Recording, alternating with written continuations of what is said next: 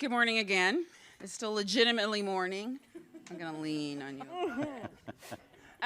Happy Monday, happy NeoCon. Monday, am I right? Yes. Monday. If you all did not see the Bob Weiss program, I'm super sorry, because you missed something really amazing. But make a note, catch it on the rewind, on the replay. Our panel this morning is going to do a bit of a follow-up to Bob's conversation. He had some really amazing things to tell us about experiential design, but he was also giving us a peek into the future of experience, of the design industry, of the evolution of the design professions. And we're all looking to take home a few clues that we can utilize about what the future can do for us and to us, and the future of place and placemaking.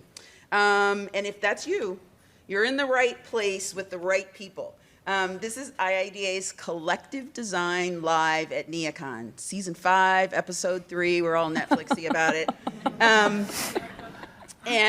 Cheryl Durst. I'm the Executive Vice President and CEO of IIDA, and I'm super excited to be hosting this session because that means I just have to tee it up and then turn it over to these brilliant people, and I can sit and listen. IIDA is very focused on the future at this moment. Many of you have probably already heard earlier sessions and yesterday that we have announced our Certified Design Futurist program. It's going to create this new competency that designers already have. We're just helping you structure it a bit more, but this competency of strategic foresight. And this course will be just for design professionals and those of us in the design industry. And that brings me to the moderator of our panel this morning, Mark Bryant, down there on the other end. Mark is a senior foresight manager at the Future Today Institute. He's IIDA's futurist in residence, and he's a designer. He specializes in the practice of research-backed foresight for the built environment, and he is our collaborator along with the Future Today Institute for our Certified Design Futures program. He is the absolute perfect person to lead us through conversation with this amazing panel. So I'll turn it over to Mark, who will introduce his panel. Thank you, and I know you all will enjoy this program.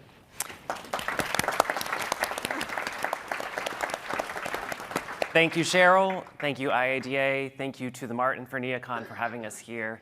I am very excited for this panel. I think we're about to have a very lively conversation. If some of our introduction conversations is any kind of clue, you're in for a treat. We're going to be talking about the future of experiences, which is something that is going to be very relevant. I think as designers, we are all futurists because what we do is we create something that doesn't exist today. What I'm seeing a lot of in my research and a lot of my work is that experience is becoming much more relevant as a part of the selling tool, as part of the stories that we're telling, and it's becoming what our clients are really asking for. Now, the practice of experiential design itself has been around for many, many years, but it's being augmented, it's changing, and it's becoming much more relevant. And as I said, our clients are starting to ask more from us, and they want it at the front. If you were here for Bob's talk, he was talking a lot about things that we're talking about planting the ideas, making sure that we're inviting our guests or our end users inside and making them the star of the story. And it really got me thinking about how these interactive stories are something that it keeps space fresh. So Lauren and I were having a conversation last night about how we can make sure that spaces have longevity to them, that they're no longer just something that is a one and done, and how we can think about that going forward. And I think what you're going to hear in the next hour is really going to help set the tone for how we can think about longevity of our design practice going forward. And so with that, I'm going to introduce the honored guests that we've got here who are really the practitioners, who are the experts in bringing these stories to life. So with me today, I'm honored to say we've got, first of all, Lauren Rottet of Rottet Studios. Lauren actually just received IIDA's very first Icon Award yesterday, so let's give her a round of applause for that. So not only that, but Lauren Rottet is a highly accomplished architect, interior designer, furniture designer, and art curator with an extraordinary record of awards, publications, lectures, juries, and honors. She's the founding principal of Rottet Studio, an international architecture and interior design firm, and is the only woman in history to be elevated to fellow status by both the American Institute of Architects and the International Interior Design Association. She holds a title of Interior Design Hall of Fame. Yeah, round of applause for all of that, right? Yeah. I'm reading this because I couldn't memorize all of this. She holds the titles of Interior Design Hall of Fame, Interior Designer of the Year, Boutique Designs Designer of the Year, the Hospitality Design Platinum Circle inductee. Ms. Rottet's furniture and product designs have earned her 4 gold medals for Best of NeoCon and a Chicago Athenaeum Award. Her new furniture company, Rottet Collection, was introduced in 2017 and was met with rave reviews, garnering significant awards, introducing an Interior Design Best of the Year, including Interior Design Best of the Year. Rottet Studio is consistently ranked among the corporate and hospitality top 100 giants and recognized as one of the top 3 most admired design firms in the world by a jury of our peers.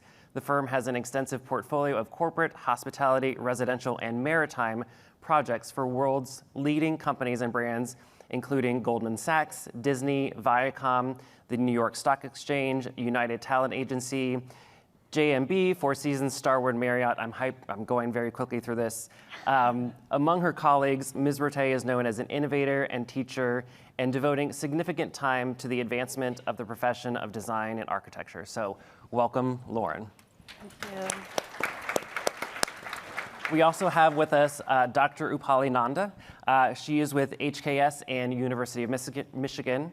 Dr. Upali Nanda is a Global Sector Director, Innovation, and EVP at HKS. Based in Detroit, Dr. Upali Nanda has extensive experience leading research projects in design practice with a focus on the impact of design on human health and perception. She completed 10 years as an executive director of Center for Advanced Design Research and Evaluation, or CADRA, the research arm of HKS, and teaches as the professor of practice at the Talbom School of Architecture and Urban Planning at the University of Michigan. I won't hold it against her. I live in Columbus, Ohio. Ooh. It's fine. Ooh, this is never gonna work, Brian. Oh. Her work at the intersection of human perception, health, design, and outcomes is widely published, and in 2018, she was awarded the Architectural Record Women in Architecture Innovator Award. In 2019, she actually made the cover of Metropolis magazine as one of the women spearheading innovation in our field. The cover actually had her holding a 3D printed brain in her hand. Mm-hmm. So, wow. Welcome. I had to say that because now you know where my brain went. There was no expectations from the talk. Welcome, Dr. Upali Nanda. We also have with us Brian Graham, who is the co-founder and creative director of Graham Design. Brian is a designer, advocate, and advisor. Brian offers a strategic approach in the design, development, and marketing of workplace furniture. Brian is quoted as saying, "I'm an interior designer who has evolved into a furniture designer, and it informs everything that I do.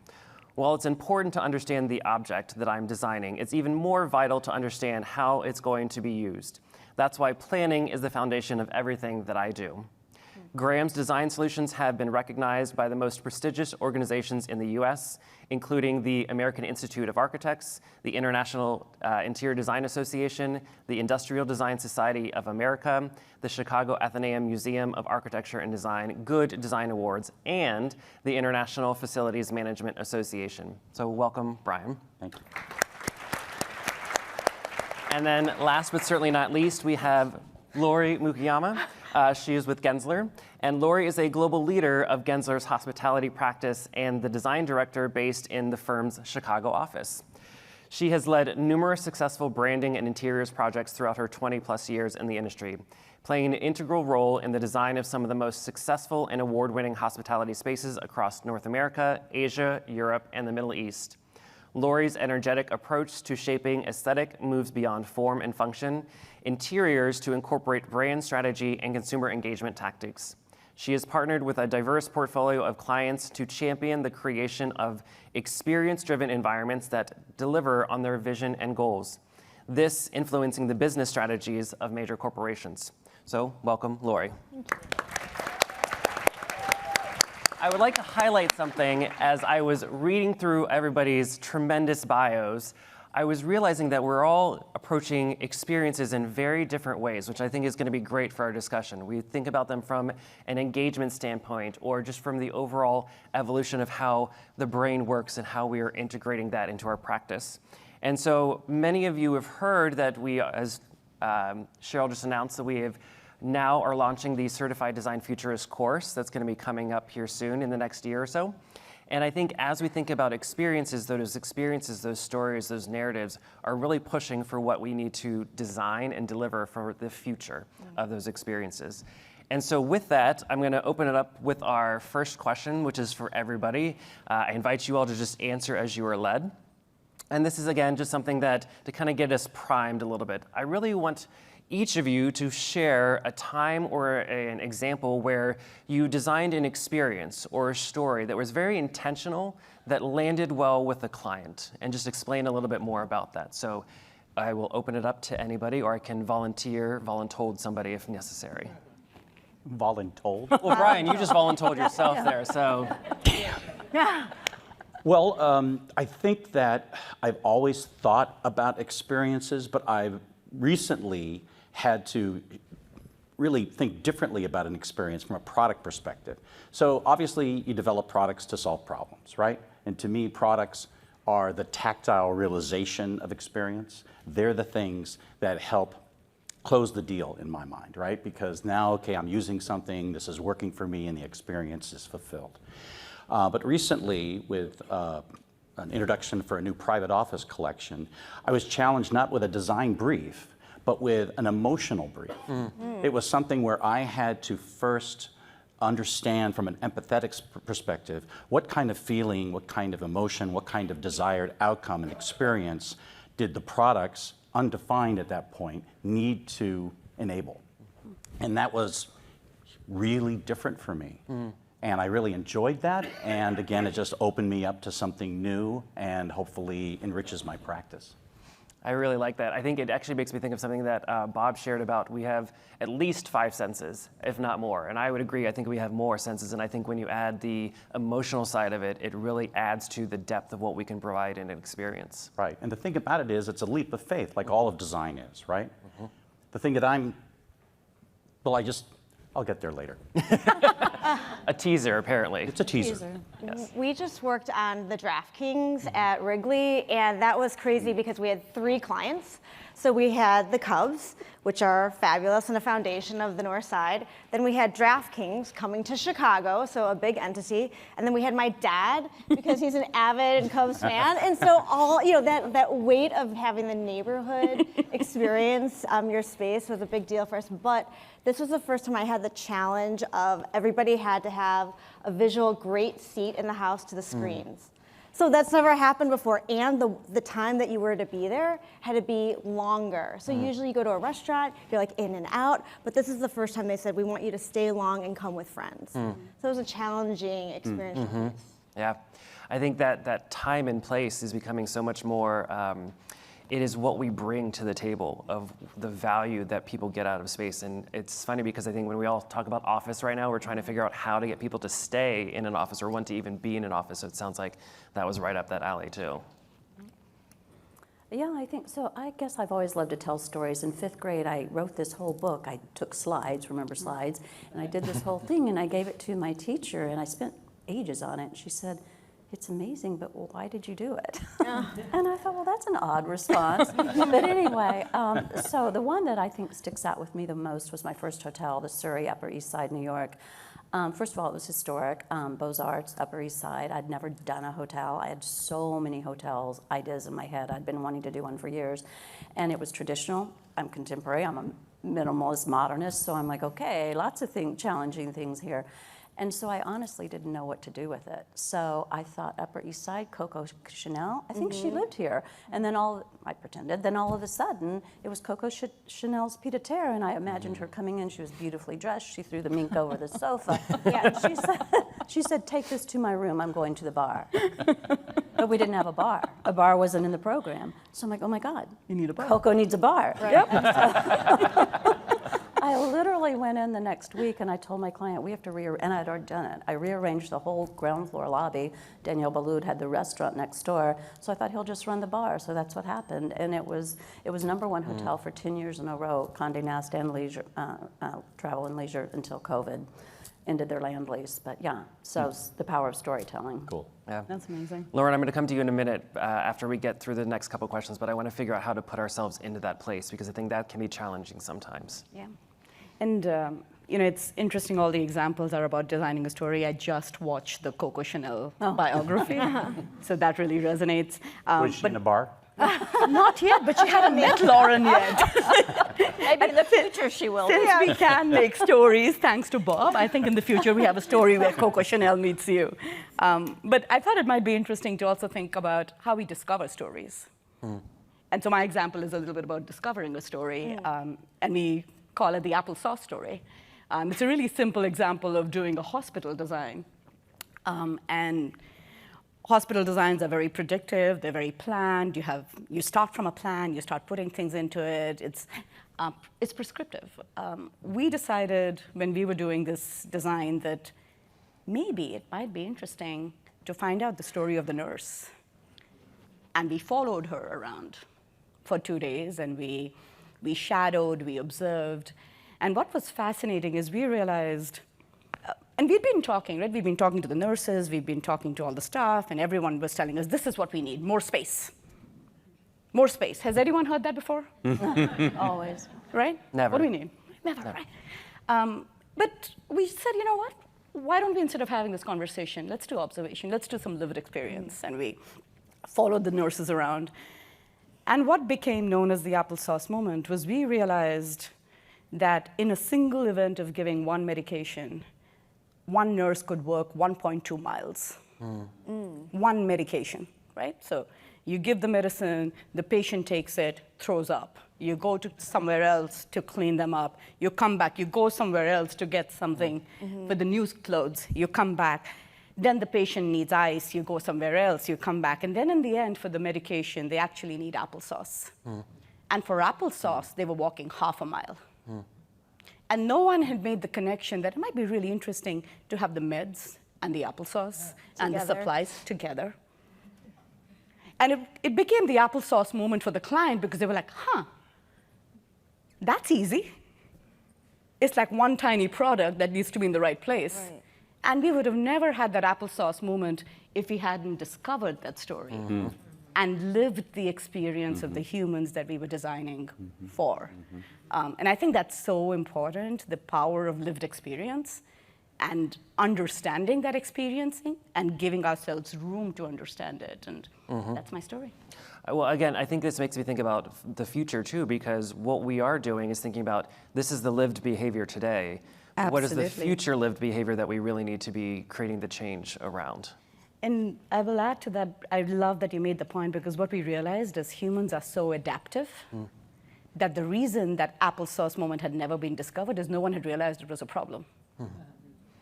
Yes. Because so you were finding adapting to the future, the present as it is. Yes. Yep. Well, and I think that I've been having some conversations with some people that a lot of what we're doing is just being reactive to what is happening today versus being proactive about the future. And I think that's where these experiences, and I love this idea of discovering what does that experience need to be to make sure that we're being more proactive with the experiences that we're creating. So I'm going to shift to a second pop-up question or popcorn question where I want to talk about business strategy a little bit too, because it's great to be thinking inspirationally, but we need to also be thinking about we're all businesses. We're all here to maybe make a profit at some point. I'm curious if anybody has seen being able to take these ideas and generate these stories and designs and change the value proposition of what your client can bring to either the community, to the people that they're serving, or to just the end user in general. And Dr. Upalinanda, you kind of gave one a little bit there, but if there's any other thing that comes up in mind. I swear, if you call me doctor one more time. I'm trying to be Upali then. Upali. Thank you. No, I appreciate the question, and I think we've actually learned, just working recently with the inclusive design team at Google, there's been a very beautiful definition of experience that they have provided us, which is experience design is a cohesive, a single creative strategy that brings all design disciplines together towards a business and a life outcome. And I find that very helpful in terms of thinking about experience as what is that experiential outcome you want at the end? Because the experiential outcome at the end is the business proposition. 100% of the time, any industry you look at, the experiential outcome is the business value proposition. And so it's been interesting for us to go more and more upstream and stop having the conversation with facilities, which is great, but they are not making the eventual decision about the business strategy, and to go upstream and say, what is the business of experience that you're actually in? Who is your client, the client's client, the client's client's client, which ends up being the end user? At the end, what is the experience? What are you trying to get to it? To be able to make a business case around what is the return on experience, not just return on investment, and then think through it saying, for this vision of the experience, this is what you need in terms of a strategy, operations, and place. And all of it ties up to experience. So it's become the single cohesive design strategy that ties all the different dots together. And that's been a big shift for us, because that means we have integrated teams where technologists and interior designers and urban planners and anthropologists and psychologists are one team designing experience, instead of dividing up into these false disciplines in some way, where you're told your scope of work is only this much. Don't think beyond it. We have limited ourselves by boxing ourselves into containers of our profession. Yes. It's a really exciting time now too, because when we're doing retail design, where it used to be just easy online, and we all know we have Amazon, but now it's about how to make those online platforms really three-dimensional and experiential. And it's taking that experience home with you and after it like lives on. So I think it's a really good time for us right now to be able to dream into what that experience should be a little bit more. We just designed Wayfair, which opened their first store, which we all know is online, but to actually walk in and touch and feel, but then have these larger than life towels or larger than life fixtures at your fingertips and touch everything. It's just totally different. And to see that it's really hard also, because we're used to just being able to click, click, click. So how is it click, click, click, stay, stay, stay? You know, post, post, post. Yes. Well, it makes me think again about the senses, right? What you're talking about is basically engaging the human senses in order to, that's the proposition, that's the value you're bringing to, in order to come to the brick and mortar space versus just having that online one screen sensory experience. One more thing that's fun, instead of having to shop there, they actually have QR codes. So you can combine the experiences together, and which makes you think outside of the box. It doesn't have to be one or the other. It's now a new time to shop or a new time to go places. Absolutely. Brian, what about from a product standpoint? Have you seen a change in being able to bring stories to the, what the value proposition then becomes for your end users? Yeah, I mean, we're always, I think, hopefully in the best sense, projecting out scenarios of use, right? And I think our industry, I hope I don't upset anybody here, but our industry is very focused on typicals and standards that are established, right? And those are fine and those work. But what about imagining the same space in a different scenario? And sometimes you have to go beyond what's asked for in the bid and sort of suggest to people, hey, what would it look like if it went like this? How would it work? And really do that. And I think that that's a compelling thing that's really fun to do. We have to do that up front to even get to the pieces that will then enable those experiences. The good thing about us, and I know you've done furniture design as well, is we get to mess up, and I just cleaned that up for the audience. We get to mess up with prototypes. I get to put things in front of people, and those poor people get to have to work in those spaces, and they're like, okay, this doesn't work. Have you thought of this? That's really not great. And we can iterate before you guys ever see it, right? So we're deep into the experience thing before we ever put it out for public consumption. Yeah, I think that iteration process is going to become much more of a necessity, not only with product, but with of space too. We were having a conversation with Bob afterwards, and AI came up naturally, as it does, I think, in every conversation in 2024. And we were talking about how it allows us to iterate and how it allows us to like edit and how it allows us to then become the curator of, here are all the ideas. Then let's kind of what you're talking about, figure out which ones are problematic, and then let's solution down to what is the great experience that we really want to get to. Well, I think it's interesting in product in general because, you know, you could say no one needs another chair. Do we really need another chair, right? So why another chair? Why another two? But truthfully, in this, you know, world of excess that we've been in, and so, you know, I realized about my own line, someone said you really need a story. People want to engage in the product. They want to think that what they have bought is more meaningful than they bought a chair. So I had this chair in my head for a long time. I don't know why. I just wanted to make it that had a wood frame and an acrylic seat and back, because I kind of knew that everyone says this, can I sit in it? And I'm like, well, of course you can. In fact, it's actually bulletproof because it's, you know, bulletproof thick acrylic. So you can stand on it, you could probably throw it, you can do anything with it. But the point was that you had to look at this chair and think, can I sit in it? You had to think about it. It had to engage you, and it does. And I think that there's so much stuff out there in the world, and it stays for 5 years or 2, and it gets thrown away, and you get another one, and that's just not sustainable. Talk about sustainable. So I think that if more product had real stories about what is it really and the why, then I think it would live longer, and we would add to that as opposed to throwing it away and doing more, right? But don't you think, can I follow up a little bit? Absolutely. Okay. Lauren, may I call you Lauren? No, I would like to be called Doctor. Yeah. That's how we're rolling today. She's Dr. Your Rottet. designation. So, I Dr. feel so. Rottet. Oh, wow, okay. But I forgot what I was going to ask. Well, while you ponder, I actually do have a question for Lauren. So we'll come back to Brian's follow-up question. So, Lauren, in your practice, I've actually read and heard you say many times that design can be about embracing what it would be like to live in the environment in which the space is situated. Many people confuse experiential design with more technology infused, which it can be, but there are other dimensions that we should consider, other methodologies and tools and products that should help explore and fully leverage the power of the experience. So I'm curious, how do you start thinking about, how do you start placing yourself in that lived experience, kind of the very first story that you shared? Yeah, I think that's a really good question. And, you know, because I do a lot of hotels, and the boutique hotels realized a long time ago that they could charge the same as a 5-star, maybe more, if the experience was about discovering. You had remembered the experience. So Brad Wilson, president of ACE, he was my client for the first hotel I did. He's brilliant at that, absolutely brilliant at it, if you think about what ACE has done to transform the hotel world. So, but it's not just, okay, I'm doing a hotel in Indianapolis, what's about, okay, well, they have this and they have, no. You have to, what are the sounds in the morning? Where's the sun coming from? Chicago used to smell like a chocolate factory. It doesn't anymore, unfortunately. It makes me sad.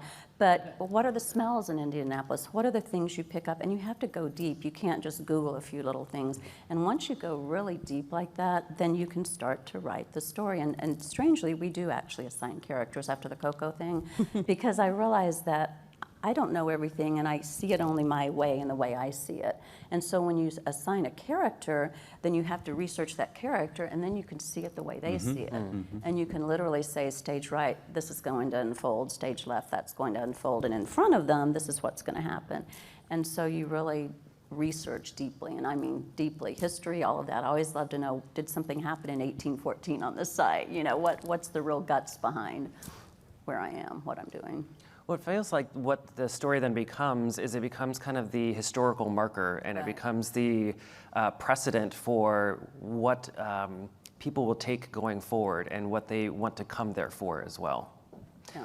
So, and it is about the senses. That was the other thing I was going to say. And which birds are chirping? Are the birds chirping? You know, those are all the senses that go in. It's not just what it looks like. It's what did you touch? What did you hear? What did you smell? yes. I love the muse. We do that as well, and now with AI, I know a big topic, but we are creating our own muse, which is really interesting. So instead of finding a photo on Pinterest, we're actually designing her. Yeah, and then designing her clothing or what she's going to, or you know what she's eating. So it's not that it's just a photo of somebody or a fictional person, but it's something that we're invested in. So Lori, how do we live this day in and day out then? Because I feel like we as designers, we make a lot of decisions. I tell my husband all the time, I'm like, I'm not deciding what I'm having for dinner tonight because like I've made 1,000 decisions today. So we've got a ton of information. There's a ton of data that's out there. How can we make this a practice that doesn't feel like it's overwhelming or even bloating the front end of the project too? You're right that you don't want to bloat it, but I think we have to all start on a singular spot. And we actually just did a pitch the other day. Can I tell you, the first 2 days we were just spinning. We're like, how about this? How about that? And it was just like what about? But then we stopped, we said, what is our story? And this is so bad that I'm saying we spun for 2 days. But when we came to that point and had points of view from different generations, which is also really key, not to just have it from a singular person, but a diversity of ages and people, we came to that singular moment, it was like aha, it was our applesauce. And I think that moment really, then every material, every piece, every design really does come as a singular vision. And then we're able to also not sell it, but really tell that story back out to our client. It was highly successful. Do you think that you would have gotten there had you not had those 2 days? Maybe not. Yes, I'd like to say that was part of our process. Good point. Well, I think because I know that when I've done workshops, they build to something, right? You know, like your brain just has to get there. I'm sure, Upali. Yes. Now it's going to be a thing. Upali would probably agree with me on this. Like your brain just has to get there, right? Like sometimes you have to go through the process. Absolutely. And I also really appreciate the point out about research. I think one of the examples I really appreciated when Bob was talking, you just mentioned it, but the prototyping of experience and trying it again and again and again, because people will actually experience it. And you have liability if it doesn't go, and then of course you have the risk that they won't come back. But you really have to test it. One of the tragedies of our profession is we don't get to prototype our experiences enough. So in some ways, we become in the business of representation than the business of experience. And we have to be in the business of experience where we are prototyping the actual experience, not just what its visual artifact looks like. Correct. Yes. And the research is key. But maybe AI, which gets it's on everything, like on every cereal box, right? Low carb, AI. It gets a bad rap, I think. Because I kind of feel like it's this, it could be, if it's fed the right information and skewed the right way, a conceptual opening, a block busting. It sort of says, and I think maybe it was Bound, it talks about 5 scenarios could be 50 scenarios. Our job as designers, right, is to edit, right? To apply, to curate, to apply meaning. That's what we do, right? We say out of those hundreds of choices, out of all these different scenarios, these are the 6 things that we're going to base everything on. And the 6 things that can be realized, because AI does not have 3-dimensional or sensory intelligence today. Yes. It's not placed. I mean, I ask this question all the time, like, raise your hand if you're nowhere. We're always somewhere, but it's so easy now for us to be in 2 places and be 2 people, and we have this digital physical reality that is trying to find convergence. I mean, that's the challenge of experience in our times, is we are living these different complex realities, and AI is very interesting because it is all about the visual representation of it, but the physical, visceral experience of it, we are accountable for. Right. And that creates great opportunity for our field. I'm so sorry. No, go for it. So for time also, we've become really amazing partners, as we all know we should and always have been with our material and our vendors today. So I think that partnership is even stronger now after the pandemic. We all love Material Bank, right? We all do, but they don't tell stories. So recently, I was at Maharam's showroom and they talked about the new artist, the new material, and why it's colorful. So I might have just been walking by and thought, oh, cool, rainbow of colors. But now I understood, oh, no, it's colorful because in his country, they actually only wear these colors. You don't wear black and white, so they're obviously not Chicago designers. But, and then that gave me a deeper story, so that when I'm actually specifying or using it, I can actually tell his story on, too. So that partnership seems very important for us as we're moving and quickly going forward in design. Well, I think that comes down to trust, right? Being able to trust our partners as well. And Upali, I have a question for you. You and I were just at South by Southwest, and we had a very fascinating conversation about trust. How communities are having trouble trusting each other. I think clients have trouble sometimes trusting us as well. So with your research and your background, how can we think about developing experiences that either build trust, or how can we make sure that we create something that allows us to trust each other more? Isn't that the million-dollar question? Yes, it is. That's why I'm asking That's it the right now. million-dollar Yes. question. Cheryl and I were having a conversation earlier about one of the biggest challenges today that has fragmented trust is we don't have a common lexicon. In the most inclusive issues of our times, we use exclusive language. We see words and new things where we're like, I don't know. And we might be all saying the same thing, but we don't feel it, and we don't feel like we're saying it together. The example of the blind man and the elephant is great, because I think that's what our language has done. It has divided us in some ways and made it territorial, saying, this is me, these are my words, this is my territory, stay away. And that has really reduced our collective agency as a field, and it has done tremendous damage. So I think to build experiences, we actually have to let go of our lexicon and be naive again and really say, hey, what I really want is to feel like this. Like I really want to feel like this, and then start from there and see where we get. It isn't that complicated. We've just made it really, really complicated. And as a researcher in practice, I think a lot of it is because we have become very super specialized and very territorial, and that's the first thing.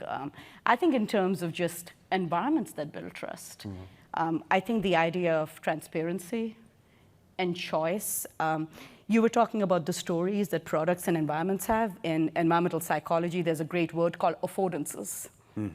Right? And affordances are great. Affordances are the quality of an environment and an object that a user perceives. It's not what your intent was.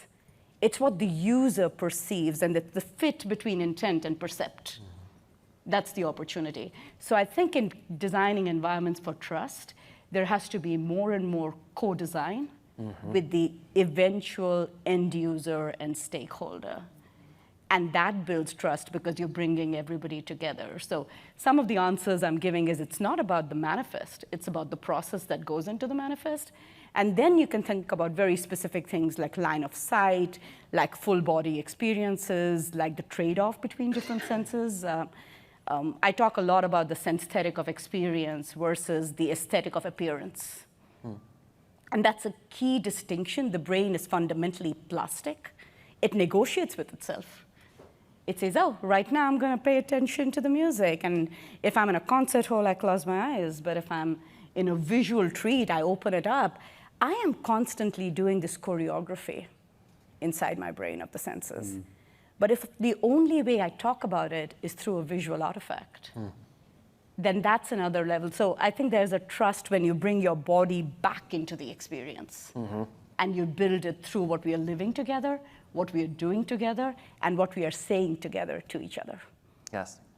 I think the idea then is also we have to think about not only, again, today's users, but what is the future user experience as well. Yep. And then I think what I loved about you talking about bringing the community into it is essential and vital. And I think it's a change to our process. And I'm starting to hear some changes to our practice that may seem scary to people, because what we're talking about is an evolution of skill sets, as well as an evolution of design process, which sometimes we like to do, sometimes we don't like to do, because again, it can bloat the overall process. So let's maybe bring this to a more tactical level for just a second. Lori, I'm going to go to you and just ask you a quick question.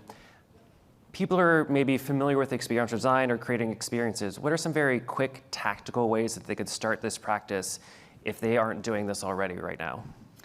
One just quick piece of advice would be to definitely think of the future experience not just as one thing, but in multiple. So it could be this, it could be that, it could be something else, and letting our spaces start to grow with us. So instead of being so beholden to what a guest room is just today, it might be that now in the future our desks want to face windows, right? They're not going to just be bolted to the wall so that people are working and living and traveling. So instead of us being so siloed, as you were saying, into just one job or one field, it's for us to really expand our way of thinking and expand what could happen is a possibility. Yeah, so in the foresight practice, as a little plug there, we call that uncertainties. So a lot of people, I mean, people just don't like dealing with uncertainties. Leadership definitely doesn't like dealing with uncertainties because it makes them very uncomfortable.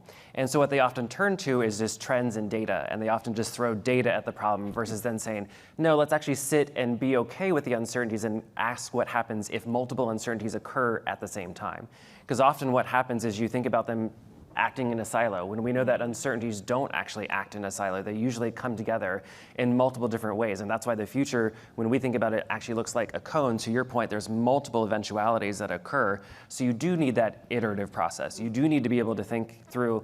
But sometimes the simplest step, in my opinion, is just listing out what the uncertainties could be. So that way you have a record of what it is that you're trying to solve for, and it's a starting point to then think about, okay, have we asked ourselves all of these questions? And that can start to build a common lexicon that you can go through, maybe different types of projects. Maybe it's similar types of uncertainties in a sector. That could be a way that you could explore some uncertainties. And to your point, we always do a day in the life of, so in a day in the life of Coco Chanel, but we always do that at the very beginning, sometimes even at the pitch stage, so that we are thinking of those possibilities and we're dreaming with you. And then you're able to infill with us too as a client, you know what, no, they're not going to the bar at night, they're going to the speakeasy, and then they're going to the rooftop. Lauren, how about you from a hospitality standpoint? I think I'd be curious because you've talked about generating stories. What's the first step for creating connection in the places and spaces that you're creating, in hospitality or in some of your other projects as well? Yeah, and I think by connection, you mean connection of the space to the person or connection of the people inside it? Both, actually, yeah. Well, you know, I think it's kind of an art and a science because, and you can learn a lot doing hotel lobbies because we began to call it alone together, right? So you're up in your room, you're traveling all the time, you're really tired of being by yourself, but you don't know anyone there. So you go down to the lobby and it looks kind of this way and you're like, I don't think so, I'm going back up to my room. So how do you make that space feel like, oh, well, I'm going to go over here and then I'm just going to watch and see what happens? And so it's almost kind of like nesting. You create little, banquettes are a great example of it. You can sit in a banquette, your back's against the wall, you're comfortable, you're safe, and yet you can observe what's going on and then it starts to look a little interesting, so then you scooch out over there. Another psychology, it's interesting, sometimes you look at floor plans and why are there so many 3-people tables? Well, there's 3-people tables because if there's a 2-top and you're by yourself, then clearly you don't have anyone. And if it's a 3-top and there's 3 people there, and then you're like, oh, well, one of those doesn't have a partner. And so it's this psychology that it's okay for me to be alone, right? So there's all sorts of things like that that go into it. Lighting is the number one thing, though, because if you think that, if you walk in and that lighting's like this, you're probably not, no, it needs to be for this, but you're probably not going to be comfortable. But if it's the kind of right lighting where you don't feel like you're being watched, but you can see others, then you're more comfortable. So there's a lot of psychology, actually, that goes into getting people to feel like they can go down to that lobby and communicate. And it's interesting, but we are bringing a lot of that into the office spaces because everyone's heard they need collaborative spaces and they need this and that. And they say, but no one ever uses them. And then I look at it and I'm like, well, people don't use this because of these reasons. It's not functional. It actually, we've gotten to Brian's point about typicals versus actually investigating the actual used behavior that is necessary in those spaces. Brian, you work with a ton of different companies and manufacturers. How do you think that people should start to develop these types of skill sets or develop these abilities as they're thinking about creating experiences? I'm going to say that we got to re-engage the empathy muscle. How? Slow down, right? Stop and observe. I think I get the best inspiration from salespeople and dealers who tell me that these are still problems that haven't been solved, right? And if you could just put yourself into the position of these people coming into these spaces and they want to plug something in or they want to be easy and all that stuff. And we've been working on it for years, for decades, and we still seem to miss the mark. That means to me, we got to get back in there, we got to observe, we got to empathize, right? And then we've got to scenario plan and visualize and then see, is that what we want to do? How do you do that when sometimes there's multiple different types of users? Because, when you're trying to design for space, we're all trying to design so that it's not a one-size-fits-all solution. Do you have any tips or tricks for trying to make sure that you're putting yourself in as many different of those types of personas as possible? I don't know if I have tips and tricks, because the thing that I've learned over the past few decades of doing this is I can only take what I do so far. The things that I design and we offer up have to be completed by the specifiers who imbue the materials and the textiles and everything and select the poles that respond to the piece or the feeling they want the space to have, right? They're the ones who take our pieces and imbue them with the elements that make the experience that they desire. So I'm almost a bit of a chameleon. I have to design a little bit in a kind of a neutrality and hope that I'm inspiring you folks to want to specify the products and do it to create the new experiences you're designing. Awesome. So I told you all I wasn't going to throw any curveballs. I am going to throw a curveball at this point because I think I really want to get your perspective on this. I would love for each of you just to give me your thoughts on what the future experience should look like as we are engaging in place, space, or product. Because as we've heard Bob talk, as we've been talking about it, we've talked about making sure that we're putting ourselves into those user experiences. And I want to really think about what is the optimized way that we could think about what we want that to be. Is there a way that we could scenario it out? Is there a way that we could prototype it out?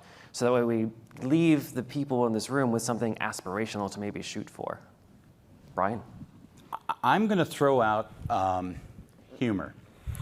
Okay. I think being slightly irreverent and joking about certain situations, because it's obvious, I mean, everything's got a little bit of, fun and larceny to it, is a great conceptual blockbuster, because it opens people up to, oh, that's so funny, but you know what? That's kind of true. And if we did this and this, maybe that would be the outcome we got. So I just kind of feel like opening up and loosening up and communicating, to me, is what's going to lead us to those outcomes. That's great. We all could use a little humor these days, I feel like. I would say to use every crayon in your Crayola box, right? So in the beginning, someone said the other day, I'm starting out in Revit, it's just not really creating the results I'm looking for. I'm like, you started day one in Revit? Oh my God. So use right, whether it's like Bob was saying, the trace, whether it is your AI tool, whether it is your inspiration of your muse, like be open in the beginning to have every crayon out on the table. What other tools do we need in the future? I think as a mindset, I don't know exactly what the future holds, but I do think that as a mindset, we need to be open that it's not the tool as much as the creativity in our mind that's utilizing the tool. I would say that one of the things we really need, we use the term omni-channel a lot nowadays, experience coming from all these different channels. We don't have the tools right now to really see integrated experience, to scenario test it with the technology, with the lighting, with not just what it's going to look like, but how it's going to be operated, and how are people going to talk to you in there, and what is that? And you can scenario test multiple experiences, and you can do it in multiple spans of time. I truly believe that the design problem of our time is the design of time. Like, we messed that one up completely. But it's really interesting because some of your most intense experiences are intense because they're for short durations. I'll wait in line for 2 hours for a 3-minute experience. And it reframes my waiting. My waiting experience is reframed in certain ways because of that. Some of the things we design are multi-year experiences. And you have to think about, how do I design this that every day still feels new? But it is like, I want us to embrace as a profession the complexity of what we do. It is not easy because you have these amazing, intense experiences. You have the day-to-day, you have no control over who's going to come in and out of the environments for different times. You don't have full control over the experience. And now you have the digital physical convergence that I was talking about. So in some ways, we have all already become interface designers. We are designing interfaces, and the quality of that interface is changing constantly. So the tools we need is more visualization, immersialization. I even want a new word for visualization, because visual has a visual bias inherently inbuilt into it. So what are those sensory experience tools to visualize these sensory scenarios that allow us to have some real intelligence, embodied intelligence. Maybe that's how I would put it. Instead of artificial intelligence, what's the embodied intelligence tools we need to be able to think of all these futures of amazing experiences, all the way from awe and joy and wonder to just feeling safe and secure. Yeah, when you were talking, it made me think about sensorial liminality, almost being able to study the senses of the liminal spaces in between, right? Like, Yep. what are those lived pieces, and then how do they start building off of each other? True. You know, it's interesting listening to you all talk, and all the things that we've talked about today, and trust was an interesting one because, you know, really to trust, it is a human interaction. You look in someone's eyes and then you start to build a trust. And our world of people we have to trust has become huge because we're online with so many people all over the world and the time zones. And do we trust them? Do we even know them? So it's interesting because, you know, if you had to say what would I hope the future would be, it would be I hope that you would care about your neighbor's property as much as yours, even if they don't want you to. And what I mean by that is, you know, and the importance of what we do, that our interiors, environment and all of that, but what about cities? What about roads? What about highways? What about neighborhoods? What about the whole world? And, you know, I live in Houston and there's no zoning. This neighbor doesn't care at all about that neighbor. It could be a high rise, it could be a one-story house. And you look at Houston, it's a mess. You look at Dallas, it's been so beautifully planned, and it's because they talk. The owners and the developers and the landowners, they all get together, and it's not like, well, my property. It's like, well, you know, if we all kind of pay to get this, you know, freeway over there and build this park, and it's resulted in an incredibly successful city, you know, who's getting in a lot of the big, I'm doing a big project there for a New York client who chose Dallas out of, you know, all the places in the world, as hot as it is. So I think that, you know, as much as we're trying to connect, we're getting more disparate because of the electronic thing, and we're not interacting. And so I don't know, I'm kind of all over the map, but those are the things that kind of struck with me as But we can were I all do a talking. plus one on what you just said? Yes. Because I think that is, again, in this room, the power of place, like reclaiming the power of place is so important. And I think to your point about the community, the relationship between a person and the planet is place. And one of the reasons we don't feel that relationship is we're all displaced in so many ways. So I love that that's this idea of design as a continuum that goes all the way from product to interior to architecture to highways urban. and cities, yeah. Right. And it goes all the way through, and we are one collective community about it. And the impact that decisions make on that lived experience. Absolutely. Right? Yeah. Absolutely. It's kind of funny to me, Mark, because you know I'm a big Megatrends fan from a long, long time ago, right? Thank you. High tech, high touch, right? The more ethereal the digital world becomes, the more we desire that Newtonian, you know, tactile, personal Point thing. counterpoint almost. Right? And so here we are in these continually divergent paths, right? And we gotta we gotta interweave these things together. That's where it becomes a tool, actually. Right, but designers are great at taking all this disparate stuff and synthesizing that into, again, something that has meaning, right? Yes. So with that, I'd like to open it up because we are running out short on time, not to cut this great conversation short, but I'm sure there are many questions out there, or hopefully there are questions out there. If you have questions, we have people floating with some microphones. Just feel free to raise your hand and they'll come find you, and then just feel free to ask your question. We've got one up here.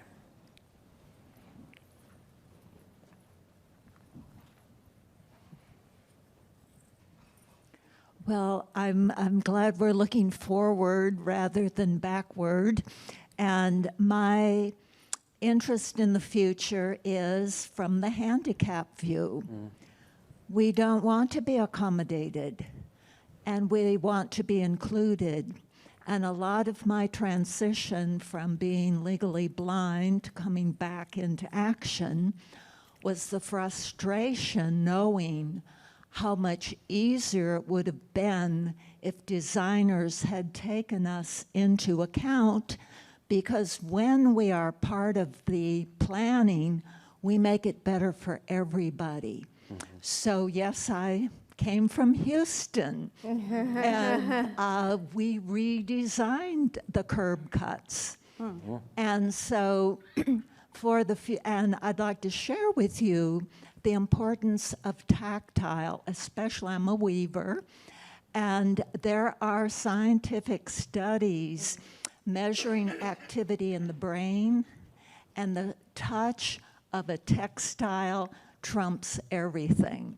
So involve the weavers, because the vision, your brain activity activates so much from our work.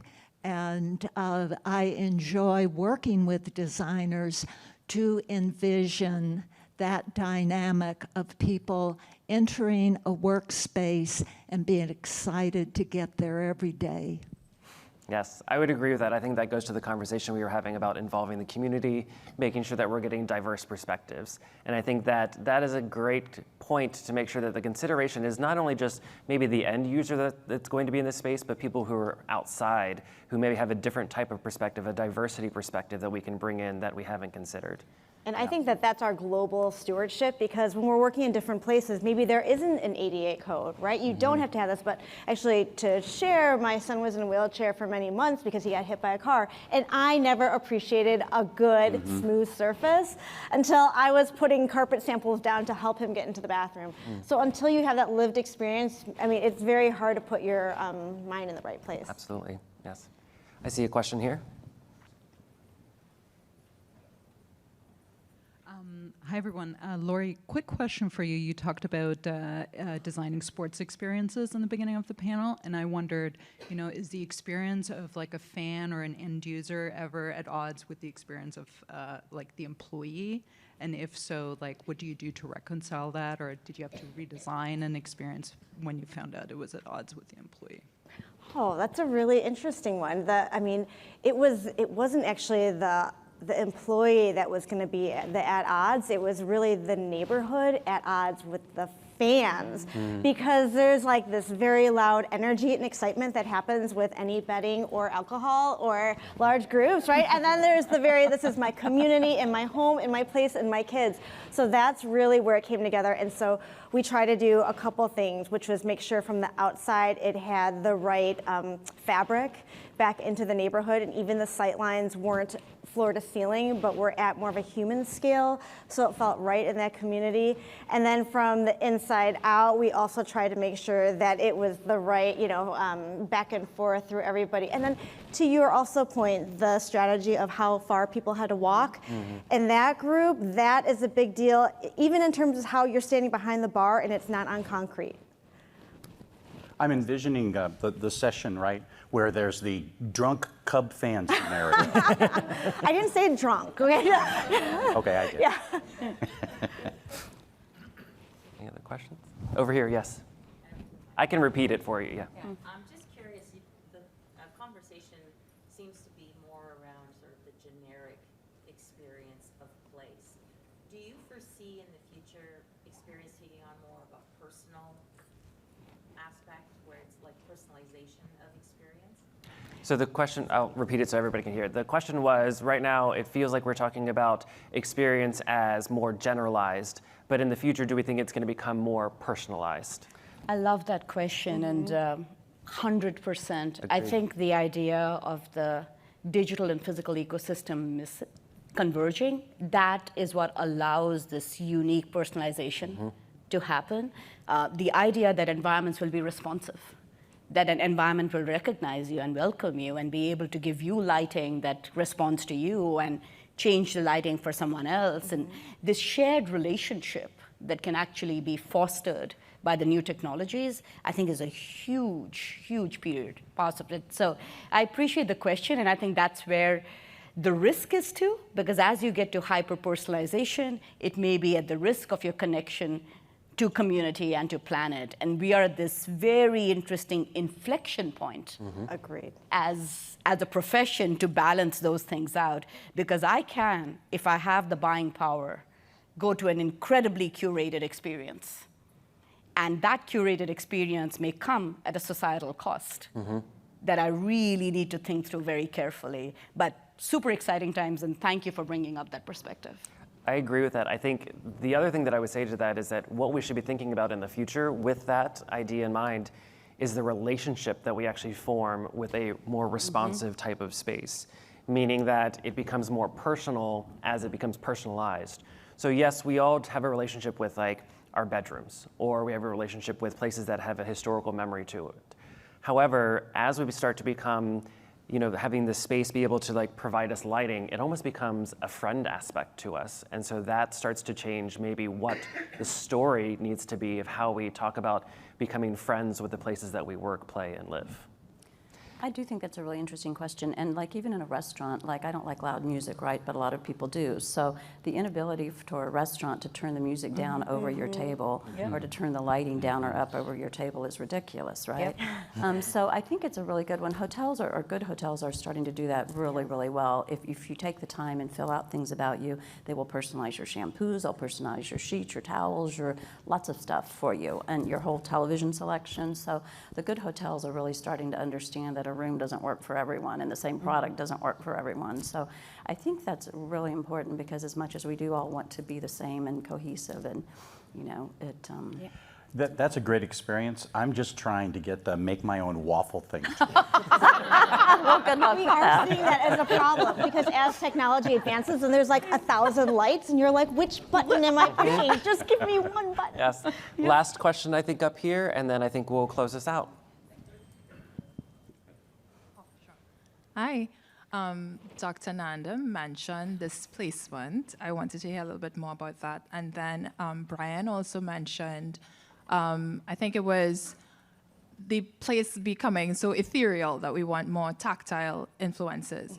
What I really wanted to ask the panel is, what are some of the driving forces for this thirst for experience? And do you foresee kind of like a crashing point or a tipping point where we just get tired of it all because we're just overstimulated, it's just too much, and we're not interested in it at all anymore?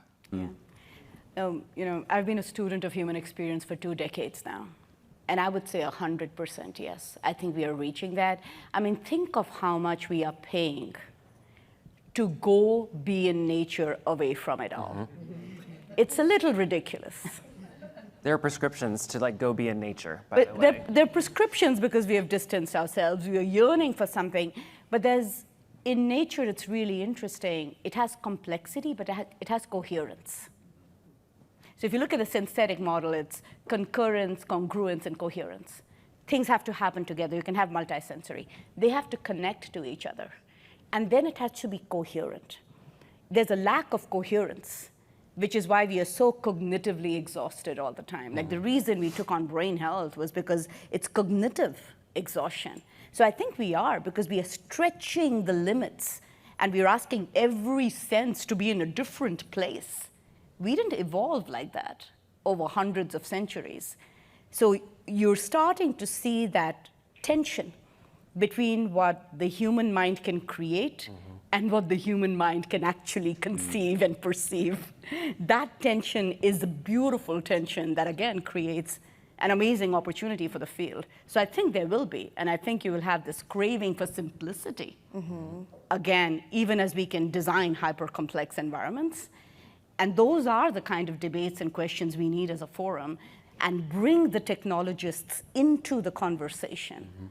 And that's why I was mentioning interface. So I love biophilia as an example of a really well-curated, multi-sensory, cross-sensory environment that has complexity, but has a coherence experience, and we are craving it. We're not able to fully recreate it in the environments we have, because I can attack all your different senses. My favorite example is Vegas. Vegas does a phenomenal job of deliberately distracting your senses, so you lose all sense of time. And money. And money. And it's very intentional. So there's a lot to unpack there. I'm so sorry we're out of time. I'm sorry. Yes, To well, lean in on that. thank you, panelists, for being a part of this fascinating conversation. Thank you, everybody, for attending. I think this is a genesis point. This is an inflection point where we should really start thinking about how we can turn the experiences and stories we should be creating into the value proposition for our industry in the future. So with that, thank you very much. Thank you. Thank you.